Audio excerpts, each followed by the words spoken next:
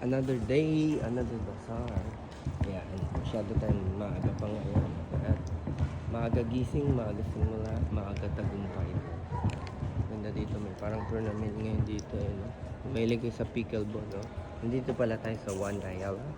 Yan, until January 7, nandito tayo. Dati naalala nyo, sabi ko, December 1 to 7 na. Ngayon hanggang January 7 na. So, ayan. Ito yung bazaar natin. This is our bazaar. Wala, sira na. Sira na to.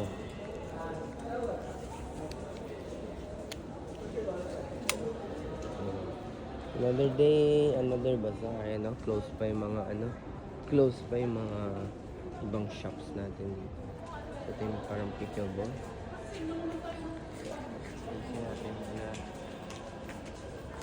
Early morning, early tagumpay din. Siyempre, maaga magsimula, maaga din tagumpay. Una hirap, bago ginhawa. Thank you so much sa mga nag-order sa amin, mga nagsusupport, mga nag-visit sa mga booths namin. So grateful.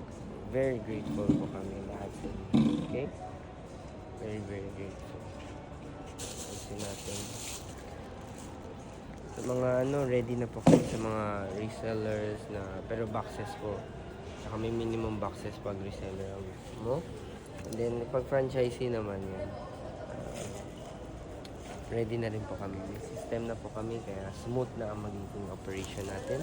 From training to, di ba, morning to delivery every day, yung mga ganyan ba. Lahat yan maayos na po lahat yan.